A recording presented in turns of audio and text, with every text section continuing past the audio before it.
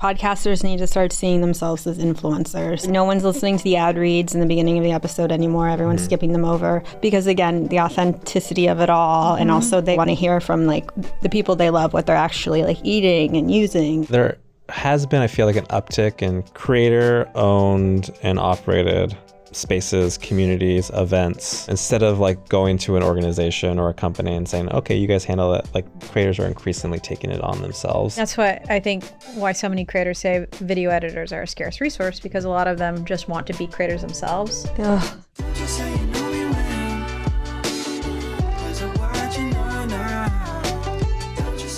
Hannah Doyle. Hi. It's so good to have you here. You got on my radar a couple years ago through your work at, I'm going to butcher it, but it's your fault, Press Publish and the Publish Press. There's two entities. Yes, there are two entities. Whoa. PPPP? Yeah. So many P's. Way too many. The newsletter is called the Publish Press. That's right. Okay. Press Publish is the parent company, and also there's clothing, and it's also our event business. And you work with Colin and Samir. Yes. Which is, they founded this with you or before your arrival? Before. They started the newsletter in 2021. I joined on soon after that. But they were building out this like creator business education brand, and the YouTube channel, the podcast is part of that under the Colin and Samir umbrella. And then the newsletter was a place where we could tell stories more frequently. And that is 3 times a week, Monday, Wednesday, Friday. Wow, that's a lot. And we report on creator business. Yeah, and what you guys are doing, I mean, it's the newsletter itself. I definitely recommend everyone subscribe to it if they haven't already. But for me, at least, you're providing a view into the broader creator economy that I don't quite had a vantage point before following you. I mean, there's all these like random blogs and TikTok accounts and creators sort of like loosely, mostly taking jabs at the creator economy. But I feel like you all kind of earnestly and journalistically cover the space in a way that is very admirable. So like, I guess, yeah, where was your thinking in like wanting to join this company, and yeah, what excites you about, I guess, creators or new media in general? Yeah, totally. I studied journalism and was a card-carrying like magazine journalist by trade, and was doing finance journalism at Morning Brew, freelancing for them. Morning Brew. Okay. Morning Brew. Shout out to the millennial finance newsletter, Morning Brew. Oh my God. That's so true. It's so millennial. Yeah. Love it. And newsletters were really taken off at that time, 2020, 2021. My first week there was a girl, Marilyn. It was her last week there, and she left to start working for a YouTube channel called Colin and Samir. I did not know that YouTube, like people built businesses on YouTube. I thought it was just for SNL reruns and watching like clips of Late Night with Jimmy Fallon. Wow, that's so real. And I was like, what? Who would leave like a growing media company to work for a YouTube channel? And I started listening to their podcast. What year was this? I'm sorry. This was around 2021, early 2021. Got it. And I just started like voraciously consuming their content because I felt like they were explaining to me what was going on the internet at the time. Emma Chamberlain was really taking off. Mr. Beast was starting to rise. And I didn't understand it. I was like, why would a girl just talking to her camera get like 20 million views? It wasn't making sense to me. And they would explain like why someone was like popular or resonating, or like why they went viral in a way that was like, it gave the creator a lot of like respect, and it seemed to like professionalize the craft. And to me, it felt like, oh, this feels like where the future of media is heading. Because at the time, I felt like the New York Times and the Washington Post, whenever they talked about creators, it was always like looking down their nose at these people who took pictures of their food and called it a business. And they were actually like really giving credence to what it took to make that kind of content, and showing that like it was really a viable path to media. And that was exciting for me as someone who like went bright-eyed and bushy-tailed into magazines thinking that was going to be the future, and it was like a sinking ship. So you came into it like pretty cynical. Is that what you're saying? Or not cynical, but Yeah, I guess curious. Like I didn't cynical in that like I felt like everyone talked about influencers kind of negatively, but at the same time I knew they were resonating with a lot of people. Yeah. They were getting tons of views and I didn't know why. So I was like, what is this? And then I felt like they really gave it like they gave language to it, and then they also like professionalized it in a way that was like very respectful, and I liked that. What do you mean respectful? I felt like they were saying what they were doing was legitimate, and it was They're like legitimizing art. it. Okay. Yeah, it was That's like art cool. and commerce, and there's a way that you can do both. Yeah, we kind of talk about like there's like a delay from like institutions on what creators are doing. And I think Colin and Samir, I think there's other peers in their group who, from the creator perspective, can see more immediately like what's happening. And if they're commenting on it, it's like, oh. Are they respected by like the core Lord YouTubers? Yeah. They are. No, I don't know. Who? Are they? Colin and Samir? Yeah. Are they respected I by always who? say that you know that they're legitimate when the Yeah. core lords of whatever. Are you familiar with this term? Core Lord. He Yeah. was a core Lord. Like, I guess it's like a surfing term. It basically Yeah. like been there from the beginning, like the ones who you go to make sure that like it's cool, man. Colin and Samir Yeah. for sure are. Yes, I feel, they core had lords. they had like people said they were your favorite creator's favorite creator. Yeah. for a That's long time. amazing. Yeah. Yeah. Yeah. And then Rolling Stone So called important. them the elder statesman of YouTube, and that's a favorite to throw around too. Yeah. But yeah. Can I ask you a question? Yeah. What did you think about Dane before? Like, how is Dane known in the podcast? I'm really curious. Let me put the mic away. to me, like Yeah. Like, is he? Yeah, I'm just curious from your point of view because she got to know you before. yeah. Like, how would you describe Dane? I would describe Dane as a very smart and thoughtful expert on podcasting, basically. Really? And artistic, because You're you an have this expert. awesome Good Tape zine, and Yeah. you shared with me 2 copies when we met. And I have a huge soft spot for physical media, and so I really loved how it looked. Yeah. And you put me onto fashion neuroses. I like Dane's taste. I think he has He good has great, taste in very art. impeccable high. It's very nice. Yeah. Well, you started like an art magazine when you were like 17 or something. Yeah. So Wait, really? 21, basically. what's the difference, really? Yeah. Not that much. No, he Yeah. started his own art magazine. I think we need to talk about that more because it's Yeah. crazy. Wait, what was this about? I want to hear. It was called Manor House Quarterly, and essentially, we around a one-word theme would find art, poetry, fiction, photography, music composition, kind of random, cool. very random artworks around the world, and like put it into sort of a curated magazine experience. But Isn't that nuts? Oh my gosh. That's 21. awesome. But we did we had a chapbook series that we letterpressed, like poetry chapbook Oh my series, gosh, so and like cool. I know. It is really cool. Like It I was said, fun. I was like blacked out and in college at that point. What? I should bring some copies in. Yeah. But I would love to see. Totally. Yeah. Yeah. Very entrepreneurial. Very And- entrepreneur. Yeah, I mean Brian I Morrissey. never say that word Do right. you know Brian Morrissey, right? Brian Morrissey? Yeah, Brian Morrissey. Oh, I should put you on to Brian Morrissey. Okay. Yeah, he's Is a great he a like creator? B2B, like older. He was the editor in chief of Digiday. He now has this newsletter called The Rebooting, but he's been basically talking about media since 2010, if not before. So he's been someone that I've like followed like voraciously about like what is he seeing. He's kind of like positive about like the advertising industry, but does so in a way that is like aware of like what the advertising Yeah. industry is. He's a great I'm obsessed media. that you never heard of him. That's so classic. Yeah. I have, a lot of blind spots Yeah, in media. I mean, for someone who's like chronically I barely online. know what a podcast Yeah. is. Yeah. Do you go to like playlists and VidCons and all those things? Or did you? I'm not familiar with playlists, but I have gone to VidCon 3 times. Okay. Are you a fan?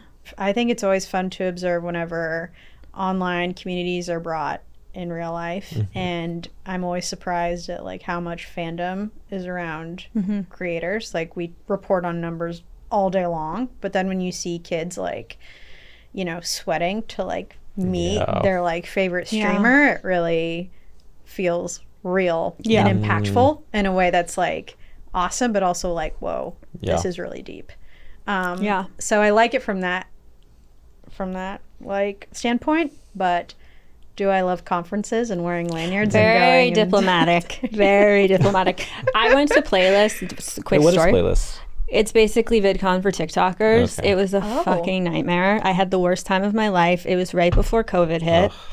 I got there. It was all like 18 to 21-year-old like people that were like, I felt like an old crow, but that's not why I didn't like it. It was just, James Charles was there. Incredible. He was like the big celebrity at Playlist. I was like, what are we doing? Like, what are we talking about? Like, a lot of the meetings had creators in it, but it's like, can't you just go and watch a YouTube where they talk about this or a video where they talk about this exact same thing? It almost feels like I just don't understand the point of them. Yeah, I don't understand the point of the ones where there's like fan and also business happening. Yeah. It's like when they mix the two, I get very confused and I just want to stay in my hotel room. Yeah. That was what was so strange about VidCon. It was like industry on the third floor. Then like second was like creators. They and had then the floor the things. ground floor was like where the fans are. And it's like 3 different worlds. Yeah.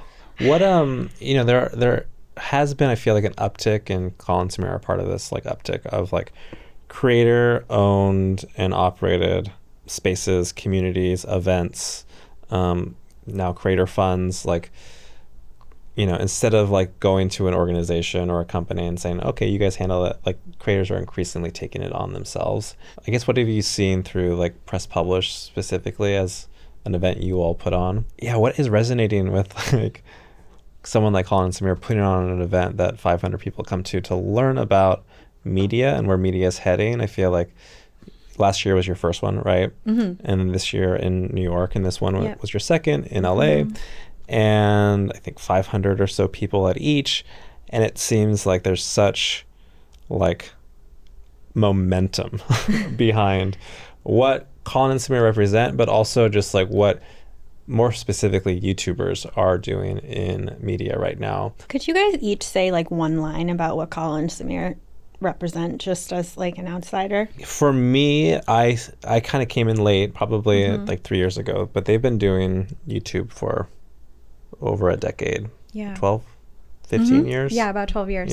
Yeah. And I think for me, they sort of observe and comment on what creators are doing in media through their experience as creators. So they'll like... Is it like Phil a little bit DeFranco or different? I would say it's less like breaking news reporting, and I'd say it's more like synthesis and kind of contextualizing what certain creator news means for like the larger media business. Got it. And are they famous? Like if they were at a restaurant, would they get recognized? I'd say niche famous. Yeah. Do you think so? I would. What's niche famous? Basically, I feel like so many creators, it just depends on their context of if they are like rock stars. Like Colin and Samir at VidCon, rock stars. They cannot walk 2 steps without getting like clobbered by someone. If they're just walking down the street in Venice, you know, they can, I think, walk by fairly like unbothered. The power of duos too. I feel like duos are just... Have you ever heard of Game Grumps? No, what's that?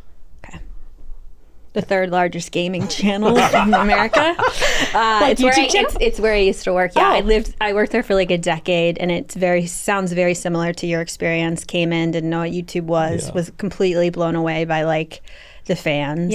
Like the people who were like stalking them. We went to Disneyland once, they got stopped every second. Wow. They filled up things. So I just am curious about, because I feel like you can't be a person talking about the industry without being a person, like being a famous person. Yeah, your personality. Yeah. We're trying, but it's not going to get us very far, I'm sure. No. It starts now, guys. Yeah. This is how Today it is goes. the day. Today's the day. Yeah. I worked at HeadGum, and like Jake and Amir, who co-founded HeadGum, you know, internet videos from a long time ago. I was in upstate New York. This is like a year after I was at HeadGum. I'm in upstate New York at a random winery, and someone comes up to me, you work at HeadGum, right? Your name is Dane. And like they are so niche famous that like I was on this person's radar from being on like one episode of a podcast. Yeah. Wow. And I'm like, one episode. Too much. No, just a random the HeadGum podcast, like wow, which is basically like a shit posting podcast that a guy named Jeff hosts or used to host. But can I tell you a creepier story? Yeah. One time I was on... The answer is always yes. Yeah, I was on the phone with the Postal Service trying to figure out how to get a package to our office. We had to keep our office like very hush-hush because there's so many fans who would like figure out. The guy on the phone was like, hey, Stella, I recognize you from YouTube, from Game Grumps video about the robots because I'm like in this robot video. And I was like, excuse me? And he was like, I just had to say something because I'm a huge Game Grumps fan. This man worked at the post office. Oh my gosh. Wow. And I was like, okay, shooting your shot. That's a little scary. And yeah, I mean, I had like an entire, I have a lot now, but like I was in one part of one episode and there's a Reddit thread about me. Being like, she's the only woman that they have at the and it got like kind of creepy thing. Yeah. Oh yeah. Ugh. And then they were like, bring Stella back and all this stuff. That's when I really was like, okay, this is a different, you can't even work at a place like that without kind of being a person. Yeah. Does that make you want to be on video more? No, it wanted me, it made me so uncomfortable. I hated it. But this is also when I was young and hated myself. I think things got easier, and then I was on video and it hit me all at once because everyone hated me. Now I'm better about it, but when I have never been someone that's like, I want to be on camera. No. Are you recognized at those things? Not usually. Okay. Because I write for the newsletter, it's usually just my name. Yeah. And so I think sometimes like people will see like a name tag and they're like, oh, you're Hannah from the Published Press. Yeah. But I don't get recognized. And your newsletters are co-written. Yeah, with Sid Cohen. Right? Yeah. So it's like Hannah Doyle, Sid Cohen, and some like I remember when I first started working with them, we'd go to like Vid Summit and people would be asking, where's Hannah from the Published Press? And I could walk around fairly like unnoticed, and I still could. But the name Published tag Press is such a cool name. It sounds like a Harry Potter or something. Yeah. Like periodical. Yeah, we have like a great My favorite hat is from you guys. I have a blue hat. The two-tone? Yeah, it's so good. Thank you. It's all about the merch at the end of the day. Yeah. What do you tell your like people in your family who are older generations what you do? It depends on how much time I have, but usually I say I write a newsletter on creators and people that are building businesses on social media. What's a creator? Yeah, what's a creator? I say is people that are building businesses on social media using content to gain a following. Okay. And that's YouTube, Instagram, and TikTok. I would say YouTube is probably the primary like platform that we cover, but we cover every and all. And yeah, part of the reason again why I was like drawn to chatting with Dane is like learning more about podcasts and podcast creators and kind of how that ecosystem works. And yeah, what have you learned? I think we met a couple years ago, but like, yeah, I mean, for me, it's like, where does podcasting fit in what you guys are doing? Yeah. And I wonder if like podcasting has like even crept into the like view enough to be like, oh yeah, let's cover them. Are you guys covering podcasting much? Or I mean, we always cover those big splashy deals, like whether that's like Jay Shetty signing with Netflix for like $100 million or something, which it's so strange to me that it feels like podcast feels like this really interesting vertical where we get these kind of big headline numbers. You don't really get that for like other types of like creators. Yeah. Oh, what is it? What is it about podcasting? There is a legitimacy to podcasting that's almost above YouTubers or like, and I don't know what the hell it is, but it just seems to be the bedrock of so many huge businesses, you know, Stephen Bartlett, Diary of a CEO, Alex Cooper, and Unwell. Like these all started with podcasts, and it really is like a central engine to like, even if it isn't their main like, you know, primary revenue, like it's just like central to like keeping the ship running. Do you think it's because it's easier for people of the older generation or just people in general to wrap their head around a new media, and it's like podcasts makes more sense to them than like YouTube creators on the internet. Like I just feel like people are like, ugh, they don't know, they like black out when and anyone just says like creator or content or internet. So I always am like, podcast is tangible, like it's tangible, like you can understand it because you know radio, so it's like a way for it to be normalized because everybody knows. It's just like less scary and unknown. That's my theory. Yeah, or do you find that YouTubers are trying to like navigate legitimacy? They don't fucking care, do they? Yeah. What do you mean by legitimacy? Like the big deals and like the numbers and like the like. I think it's just always for our readers, we just think of like they want to know how platforms are spending their money and where they see value, and that's like a really clear indicator. Whether or not that's like gonna be like a litmus test for how much they actually like spend. I feel like a lot of that is just kind of like a vanity, like splashy headline. Yeah. And then that's kind of ends there. Well, what did you learn at Cannes? I mean, I feel like this is now the place like since 2024 that like creators are skipping VidCon to go to Cannes, and like this is like so crazy, so strange. Costs like 10,000 you reported on average for people to creators specifically to they pay want for to their send themselves. Yep. And a lot of other creators like will have brands subsidize their trips and whatnot, but if they want to pay their way, it usually starts around 10K per person. Is there like much substance at that this year? I think it's kind of like what they say about college, like it is what you make it. Like, and what the hell are the podcasters doing there? Like, what are they doing there? Well, I was talking to Dane about this before. Like, I didn't come across that many like people that identified as podcast creators. Stephen Bartlett was there speaking. Alex Cooper was there speaking. But just like walking on the street, I didn't meet that many people that were just podcast creators.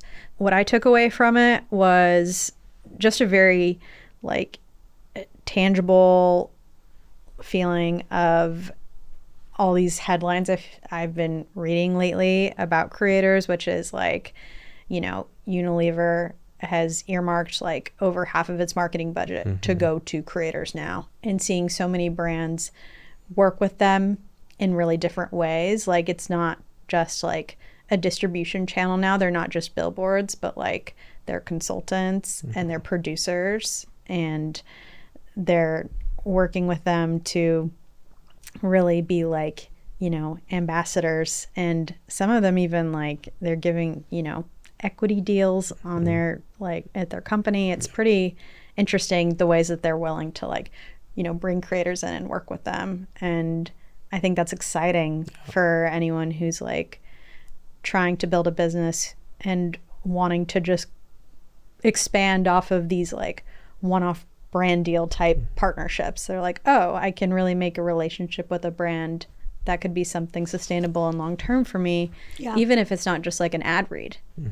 Yeah, I used to say that in the podcasting world. I was like, podcasters need to start seeing themselves as influencers and less as like, again, we talk about this word podcaster, where it's like no one's listening to the ad reads in the beginning of the episode anymore. Everyone's skipping them over. If they talk about, like, I think Stavros has like a Twisted Tea Colin moment where it's like it's integrated, it's subtle, it's not like drink the, get 5% off, or it just doesn't feel like anyone's selling you anything. So I've always, that makes so much sense that would be the way that we'd be going, because again, the authenticity of it all, and also people, kids, etc., want to hear from like what the people they love, what they're actually like eating and using and all that stuff. Was it awkward like with the regular I don't even know what to call them, traditional entertainment, and like it felt like two different parties going on at one time, like because I didn't even see it, but there was a red carpet, there were people in suits and ties, like brands basically with ad agencies, and they would celebrate like their favorite Super Bowl ad of the year, and they'd like get an award for it. And that was happening like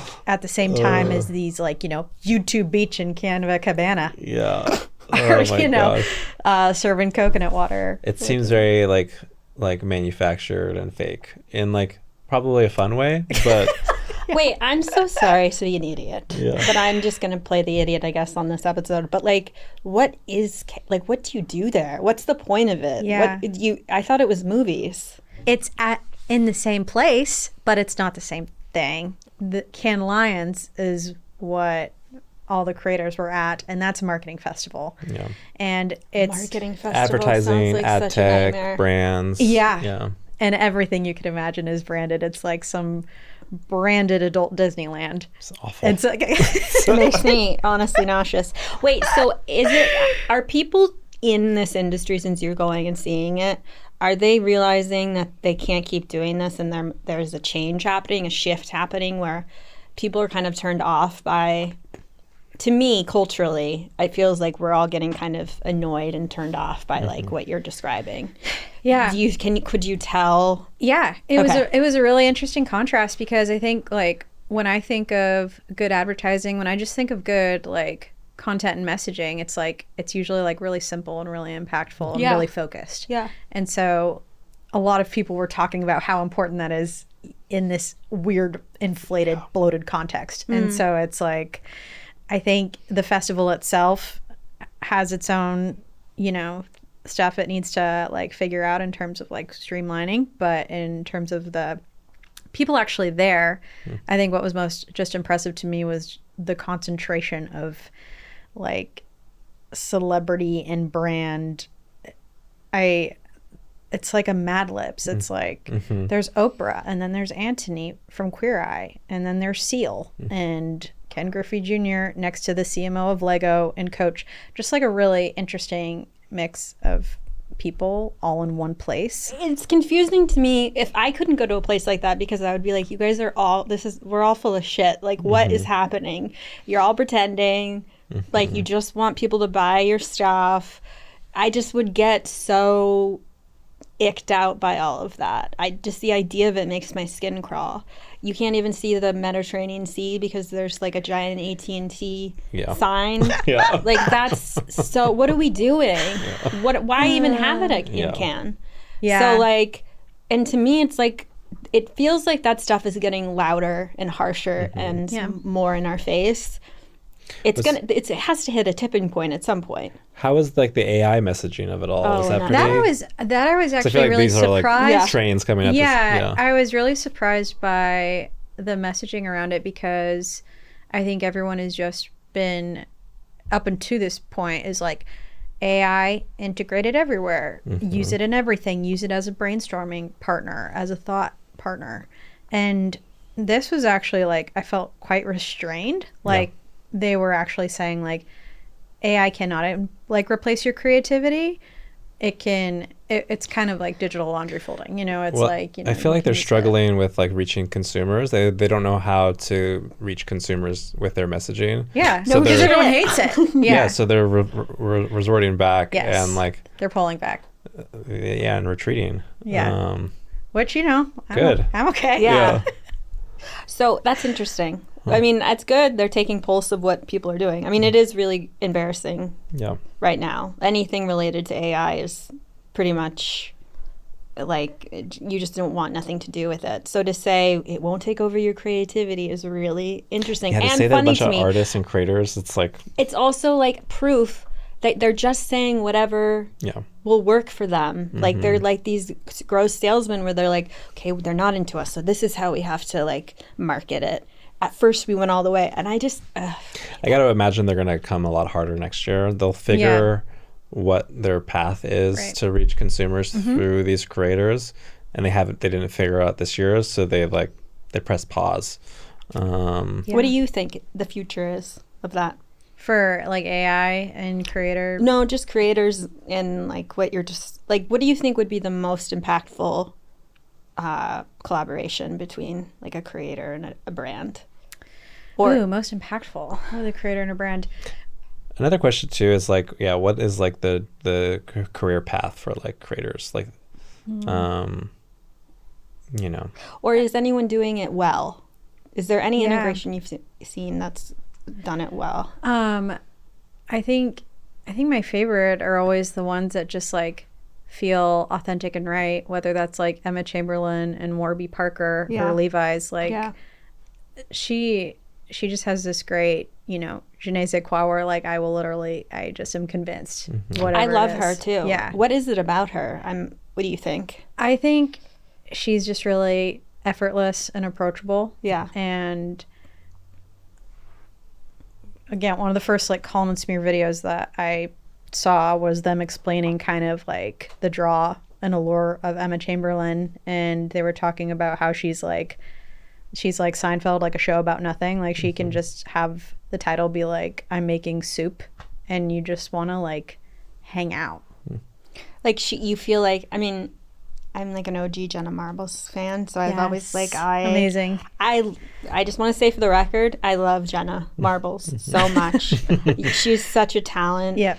She is so fucking great, and I think we would be friends. And that's the parasocial Stella coming out. Yeah. But with Emma, like, yeah, I think that is what works really well with her, and what works well with Jenna, and what works well with Brittany Broski, and like so many other people. Oh my gosh, yeah. Love Brittany Broski, where it's just like you feel like you could be in that room, and you feel like you can contribute, you feel like this is your friend. Yeah. And it's just, but the creator has to actually be that thing too. And what we often see is the creator kind of being inauthentic with their sincerity. Yeah. So yeah, and few people can do it and be good at it. And I think Brittany Broski is a fantastic example. Like she was a true like fangirl, like was in the Twitter threads like debating about Harry Styles like before she became famous for a meme, Kombucha Girl, and so somehow like built that into what it is. Like Royal Court is now like a staple in the celebrity press cycle. Like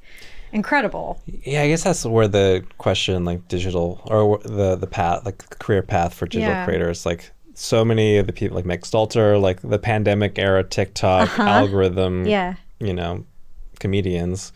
Or memesters. I'm not sure. Memesters. Yes. But like, yeah, what is the path for creators now? And I feel like I'm also observing people choosing to put their stuff on all platforms. Yeah. They're just picking one or two and saying, okay, I'm on Instagram or I'm on TikTok. And I'm not going to bother with the rest. I think there's no one size fits all, which is I think part of what has fascinated me about covering the space for 5 years is that it's changing so fast, and it really is just like a bunch of small businesses. And I was watching this podcast the other day with these two productivity creators, Ali Abdaal and Matt Davella. One of them has like a 10-person team, has $200,000 a month in overhead. The other one is like just works by himself, and they're both like building businesses in the same niche and doing it totally differently. And I'm like, that is so fascinating to me that like you can have two YouTube businesses that are successful and operate totally differently, and they're just each finding ways to play to their strengths. And I think it's really beautiful that you can have the kind of personality that like maybe doesn't love to be on camera, but you're a really good filmmaker and you can make that work, and you don't need to have a big team, and you don't need to be a manager. And then you have people that just want to teach and just want to like reach people via camera. And it's cool that both can exist. Not to sound like a socialist psychopath, but I also think that's like very anti-capitalism, where it's like there isn't this structured system that we all have to fit into. It's like, and that's always been why I love creators. So it's just like we're making our own path. Yes. Which is why I'm wary of like any courses that you could take. I'm just sus. I said this in the clip that I put out today when people are like, I know how to live your life. This is how you live your life, and I will tell you how to do it. Yeah. And generalize in this way, where to me, it's like if you're telling somebody how to live their life, you should meet them and know them, and I don't know. But having like an evangelical background as I have, which I don't think I'll tell. What? I love to just drop little like facts about myself on this podcast. He started a zine when he was 21. He comes from the evangelical church. Oh my God, that's so I had insane. no idea. Yeah, so whenever I kind of encounter anything that feels culty or sort of like group think, I'm very like, no thank you. I have to run away. That's great. Which is good. Yeah. But I think, you know, now with like life is hard and we're like increasingly insecure with our everything. So like these like outlets and these like people become like, I think for a lot of folks, like the parasocial is like help me live my life better. Yeah. I understand the think there's impulse good to be like a parts. fan of that stuff, but Just like cults, I think Yeah. they start out with good intention and then they get ruined by usually the cult leader like accumulating Kool-Aid. power. Yeah. Kool-Aid or something like that. So authenticity, if you're a creator watching this, what do you need to do? Like if you're like, how do I become likable? Is it the parasocial? Is it the authenticity? What to you is the most important? How do I become likable? Well, I don't think anyone can sell anything if they're not, likable or authentic, Okay. And Yeah. but I just also hate those words because I feel like they've been used to the point of insensation where I'm like, what does that even mean?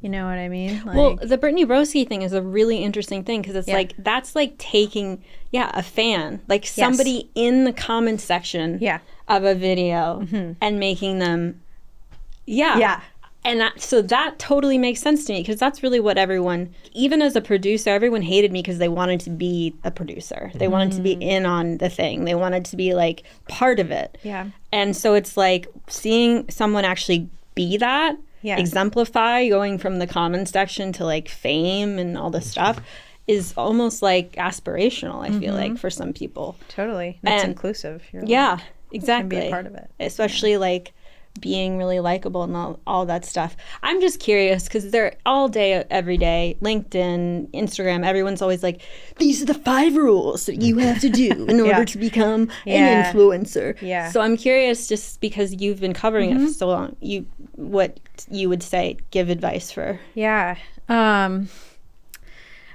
Just advice for if they want to. They're like, hey, I want to be a YouTuber. Full-time. And full-time, baby. YouTuber. And you're around them so much. $10,000 ads. Yeah. Whatever it is. I like, basically I'm just asking like real talk. Yeah. What do you need to bring to the table? I mean, this is a great question for Colin and Samir. They do an awesome creator support show where I feel like because they did it, they're able to really speak from wisdom in that. From me just observing. Yeah.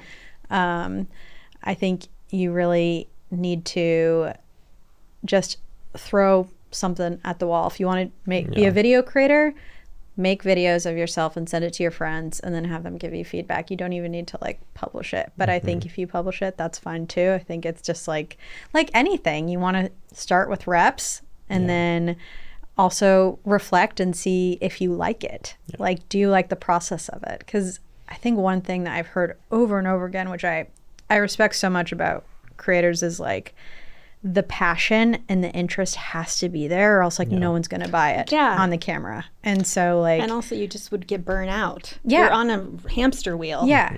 Oh, and it's relentless. Yeah. And, It's never even ending. my own consumption habits, I'm like, oh, they shouldn't have to post. I want something every day. Like, feed me, you know? So I think you just have to really enjoy that process. And that's kind of the filter for Is there something you a should creator do. that you're following these days that you're like, oh, that's interesting? On like, even whether it's like just your personal interests or your like journalistic interests. Yeah. Oh, I have a bunch. Yeah.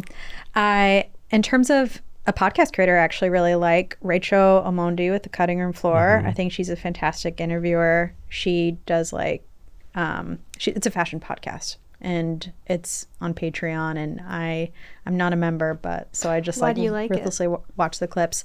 I think I'm always fascinated by people that can make me care about a subject I did not care about. And she just makes me care about fashion and clothes in a way that I did not even think about twice. Yeah.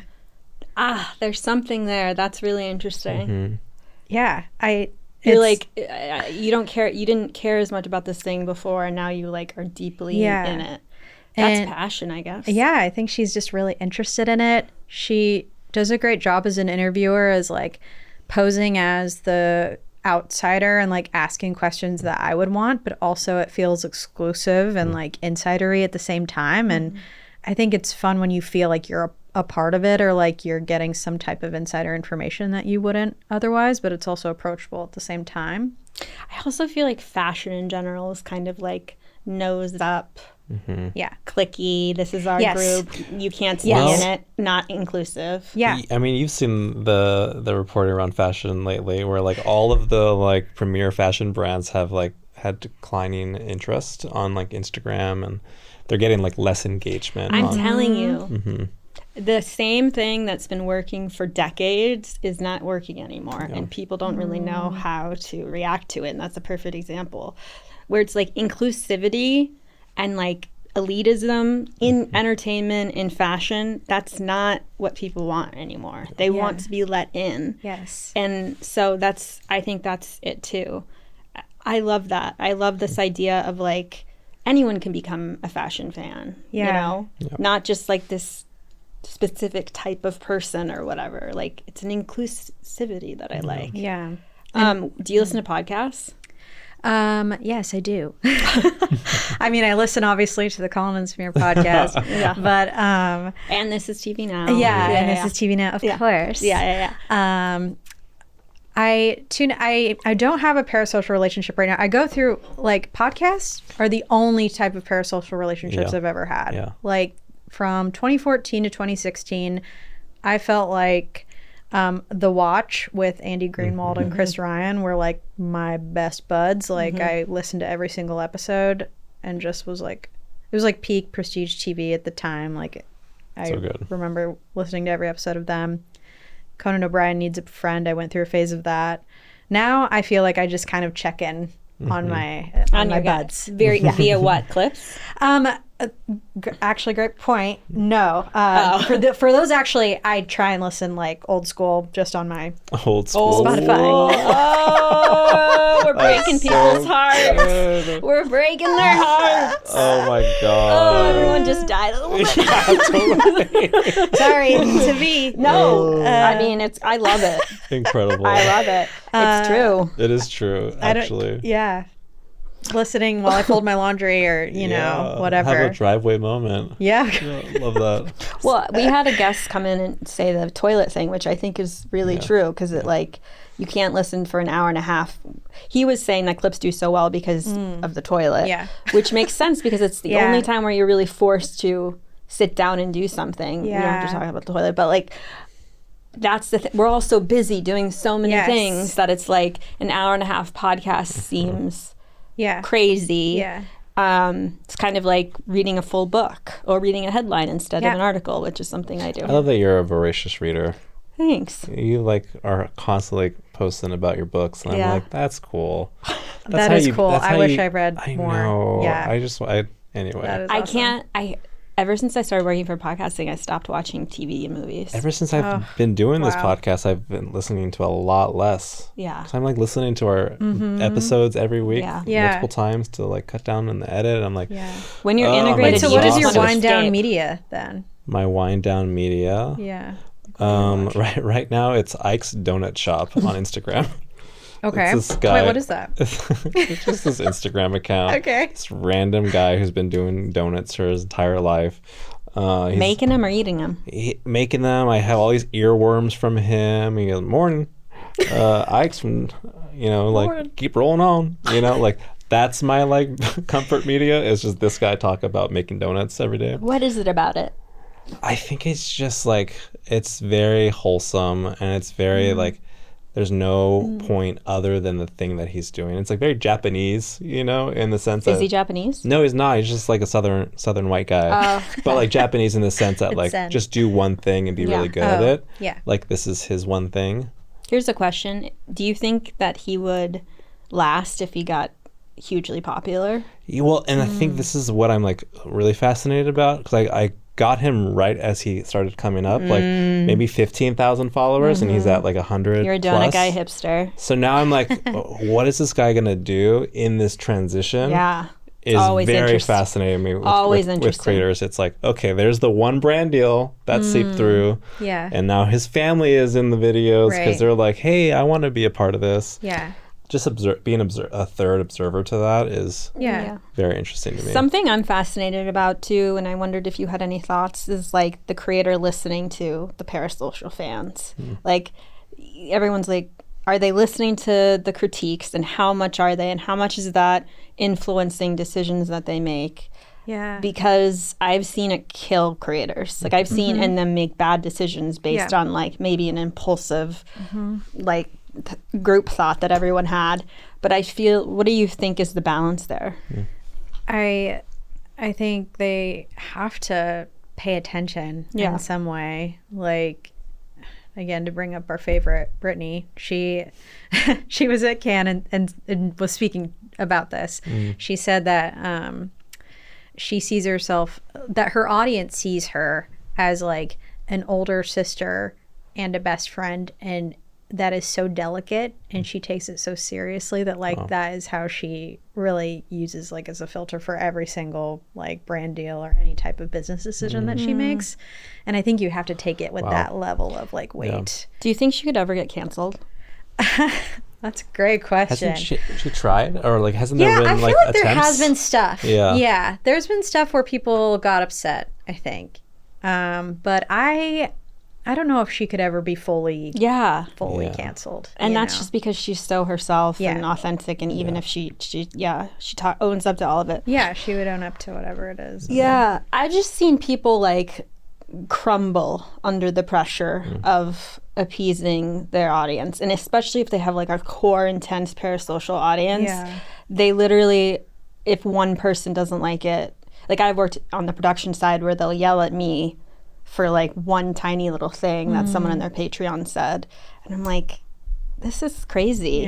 Like you also have to and I don't think you can give them that much power either, because I've heard creators say like, I listened to what they were asking me to do, and then like it was something small, like it was like a jewelry brand. She was like, everyone wanted it, like the necklace in gold. I sold it in gold, no one bought it. So it's like even the loudest clamoring people, that's why I'm not so gonna fascinated by it. So it's like, I don't think you can really actually make business decisions on every You have to have a filter. Yeah, of course. And heads up to the producers, it really sucks to be a producer who walks into a parasocial community because you get hated for everything, and because they think you're going to ruin it, and it didn't used to be what it because they feel like they have ownership. Total ownership. So if a person comes in, they're like, oh, I want to help the show, we're all on the same team. They're like, no. They don't even understand their bias in the beginning.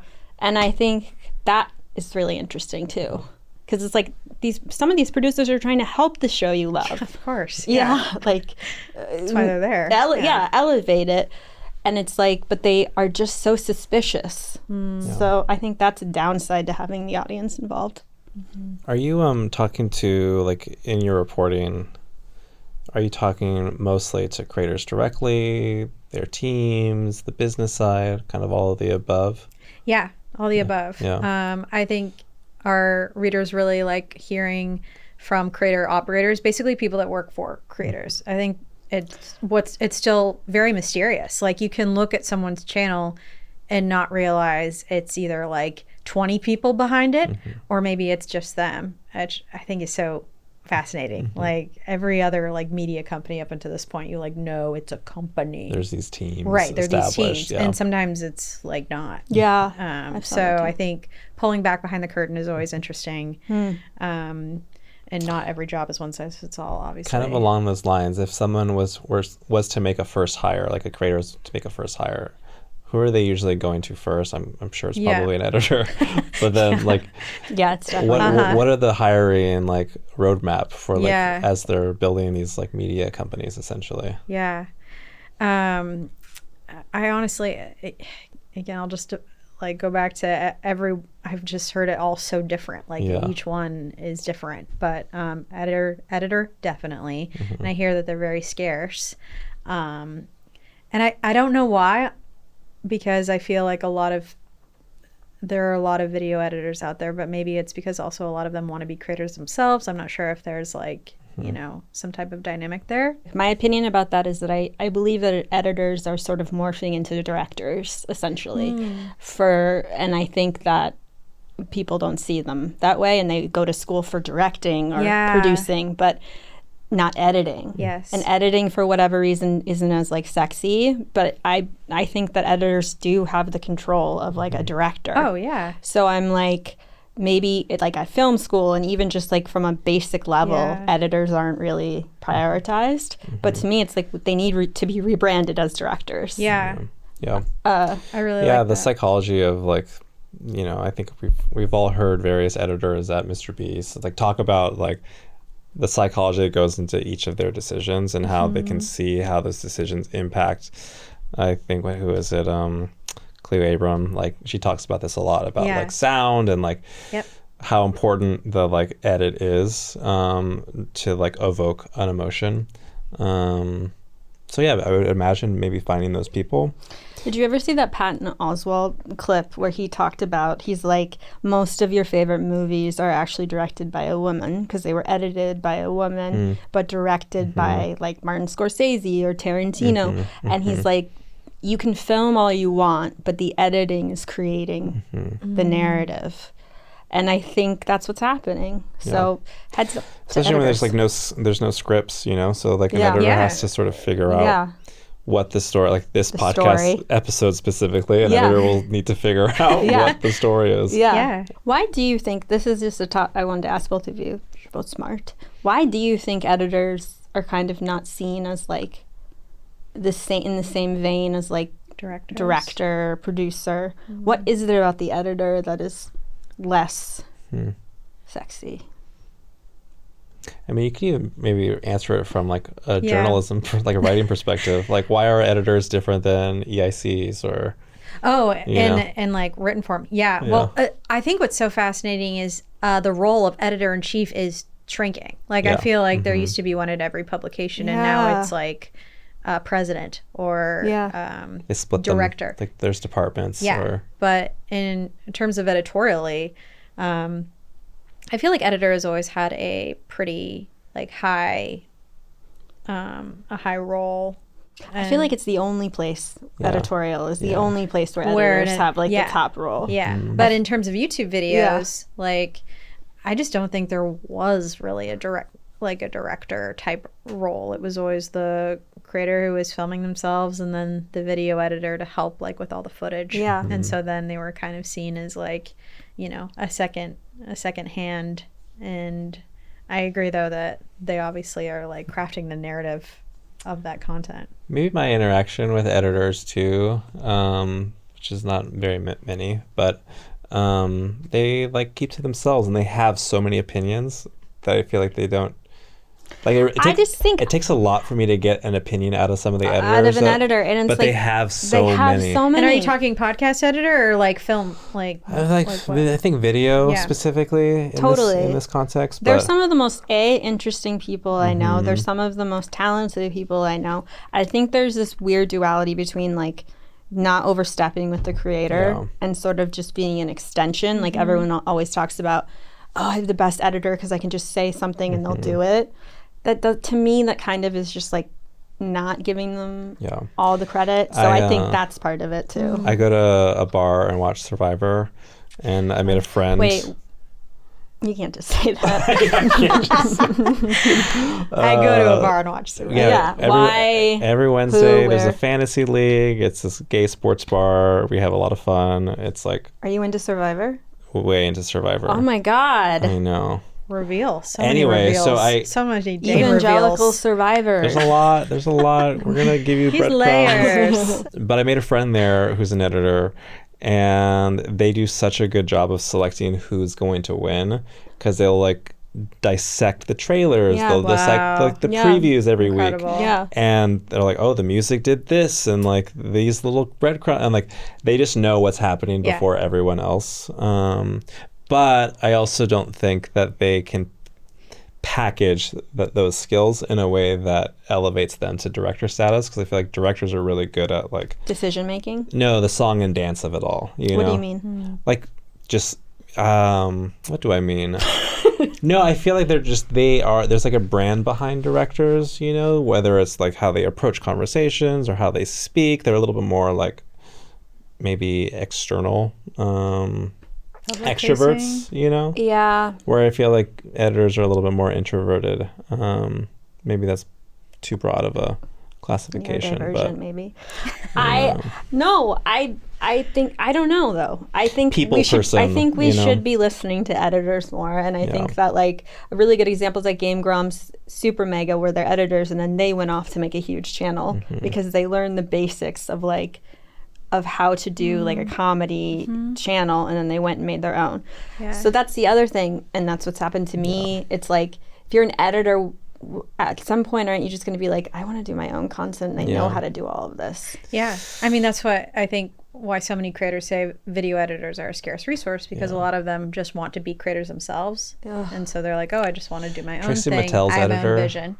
Do you know Trixie Mattel? the drag Yes. queen? Yeah. But I feel like their editor for their channel like is constantly putting like editorial like bits and bobs, like texts when they do something, and it's like they made a character of themselves It's through like the channel. producers. It's like a producer on a podcast where it's like classic Stacy or whatever. Like Love Island, I think, is another example where like how they edit that show and the producers like voiceover is very successful in that way. well, you're saying even the captions have like Captions, personality. I love captions. he loves writing captions. Yeah. I don't. Wow, That's a really good insight though. Yeah. Just like editors in general, I feel. yeah, but also how they just want to turn into creators. Like that's the problem. Everybody wants to be a creator.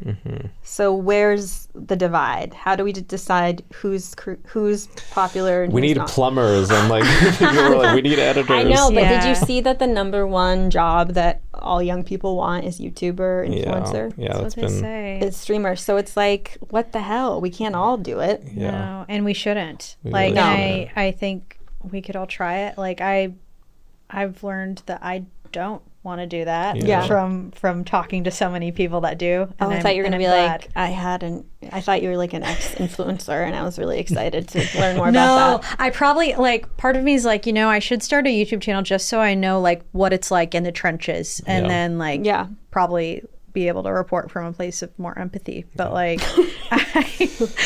because it's theme. also it's so easy to just like observe and be like, oh, that's course. what's going on. Yeah. And it's so much harder to do it, which is why I respect everyone who is vulnerable on the internet and shares how they feel. Yeah. Because I'm like, I get to be guarded and just like observe. A year from now, you're just going to be like blow up on YouTube or something. Yeah. Yeah, my kombucha moment. Yeah. Yeah. Suddenly you're the new Brittany Broski.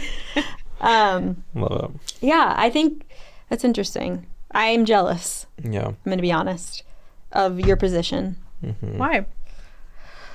Because it's probably better for your mental health, for one thing. I feel like what you're talking about is kind of always the place that I wanted to be, and then I kind of got into the creator system, and I had to be sort of a host or a personality, and I wasn't prepared for that in any way, shape, or form. And I would have much preferred in some ways to just observe and write about it. So I think there's something, I'm kind of envious of that, to be honest. Yeah. And I say this to a lot of other people. It's like, it's not fun. It's not fun to put yourself out there and to be vulnerable and all this other stuff and have everybody watch. It's better to like, and I feel like I've always been more of an observer. So I don't know what I'm saying, except to just say that I'm jealous of your job. I mean, I hope there are more opportunities for roles like mine to exist, honestly. Absolutely. I think that's what's like just sad about the state of journalism in a lot of ways. Like there are just fewer reporters. Yeah. And also that so many reporters feel that they have to be their own Substack creator, video person, podcaster. Like I feel really lucky that I get to like be a part of a team, and I don't have to be the ad sales person and the event person. I hope more opportunities like How do you come to that. How can that happen? That's a good question. I I don't know, because I'm like, well, where are advertisers spending money? You know what I mean? Because I think like maybe it's not like the written format, but there are probably roles like mine that can exist on video teams, you know, researchers and script writers and things like that. But they have to be, if it's a free product, it needs to be like ad supported. And so advertisers need to spend money in those places. And I don't know if they are. Yeah. Yeah. Oh, what a shit show. It really is such a shit show. Because there's no blueprint. Yeah. And we're all just kind of figuring it out as we go. Yeah. Yeah, and the fact that you had the support of Colin Samir Yeah. in this institution, and it does seem like there's some editorial independence. Yeah. That's the thing that I would be wary of for new journalists coming under a creator business, you know, and trusting that the editorial staff like are truly pursuing stories that interest them and kind of have like a guidelines for how to pursue stories. Yeah. Like just as like expertise dwindles and we kind of have like these like faux rules for content making, like journalism I think is subject to like really like just low standards for how to like execute a story, which then leads to like lawsuits and legal drama and or just like stories that just are they're like just fluff. It's just like it's all fluff. PR. Yeah. Yep. Here's a press release. Let me like be a stenographer and reproduce it word for word, which is what I think we mostly see in the creator space. I hate that.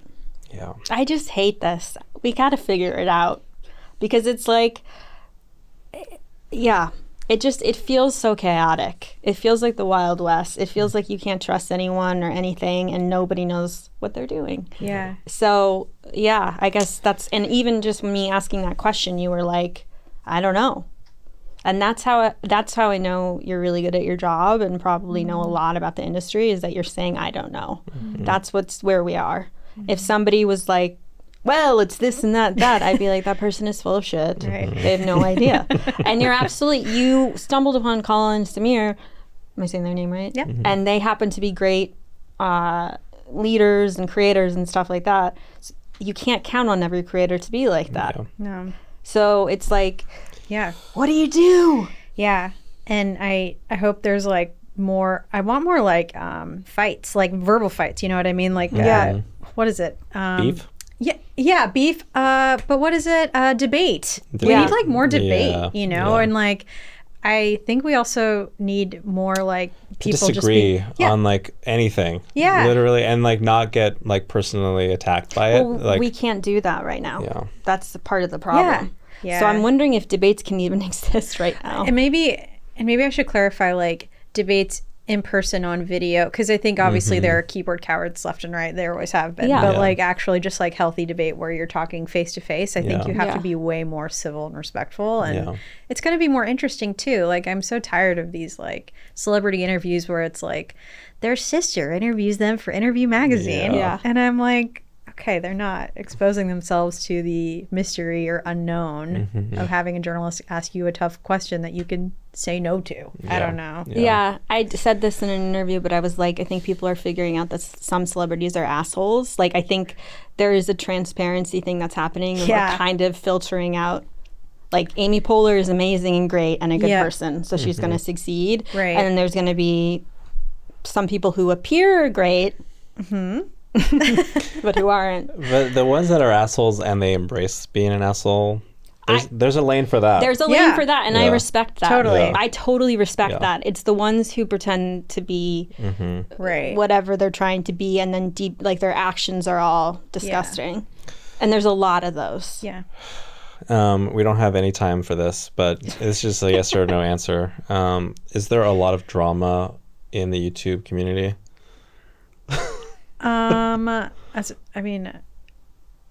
Probably yes. I am not that exposed to it, honestly. I think it totally depends on your like bubble and niche. Yeah. I'm in like the education space. Oh, so it's nice. We're nice. Yeah. I'm Science, sure if I was history. in like, you know, the video essay commentary genre, that I'm sure has a lot. Our next guest is going to be very much into that, so They'll give you a lot of juicy stuff.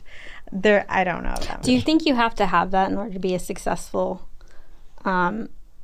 I don't, but I'm just curious. Like you need to in order to elevate to the next level of like fame or that kind of thing. Do you think there needs to be like a certain level? Incendiary. Yeah, like debate, fighting, or drama. No, and honestly, I actually haven't come across a lot of creators that want more fame. You know, I think that's also what's kind of cool about this like interesting like part of the time we're in the creator economy is again like that niche famous stuff. Like there's a lot of people that are like happy, just comfortable in that. Yeah, they're like, oh, I get people coming up to me that like really know my stuff. I actually love that. And respect I love me. that too. That's really Yeah. good. That's a really good attitude. Just like you don't have to be a fame monster. Yeah. So and then your people are your people. Yes. Yeah, and you all can talk about, I don't know, books. That is very education space of you, though. Yeah. So education is your. I was gonna say, what is your algorithm? I mean, my algorithm is like cooked on YouTube. My work one, you know, it's like just because I click on everything. So, I meant like your my personal TikTok diet. algorithm. Yeah, my personal TikTok. Well, it's really good at knowing where I am. So like it will tell me about like coffee shops on the west side and I watch all the way to the end. I'm like, what's like a Coca-Cola coffee? I don't know, just the weirdest menu items. But I get that. I like a lot of like the surrealist stuff, like Grant Beans, I think, and Max Abdaal. They do these like skits where it just feels like a fever dream. Like, you know, they'll open the door and like deliver pizza, and then like the pizza, he's pulling the pizza out of his pants, and the next scene and it's just like so bizarre. So yeah, like sort of absurd. Yes, absurdist type videos where I don't know where it's going. Yeah. And then usually like zoo videos. Yeah. Where like like animals. Yeah. Yeah. Which, you know. I'm fascinated by people's algorithm because I feel like there's a part of it that is there for our nervous systems. Yeah. Absolutely. Oh, fully. We like farming stuff too. Like I love gardening content. Carpentry. Yeah, like the ASMR Car stuff remodels. or like the just like any. I'll watch it for hours, doesn't matter. It's just I like seeing like after like a 30-minute like what's it called? Fast forward thing, time lapse, where it's like them and then it growing and them taking care of it, and it's like very simple, but it relaxes me. Yeah, I'm like that with some creators, like Doug DeMuro. If you've heard of him, he's a car YouTube guy. Yeah. I do not care about cars. He's like my Bob Ross. I just love how he talks. Yes, and I'm like, tell me about the Porsche. Like, again, Not a subject that you weren't into that he's like, Yep. oh, there's something there that's There's really something interesting. Really good there. Yeah. That would be a good tape article. Well, Hannah, thank you so much for joining us. Thank you for having me. This was a delight, guys. Thank you.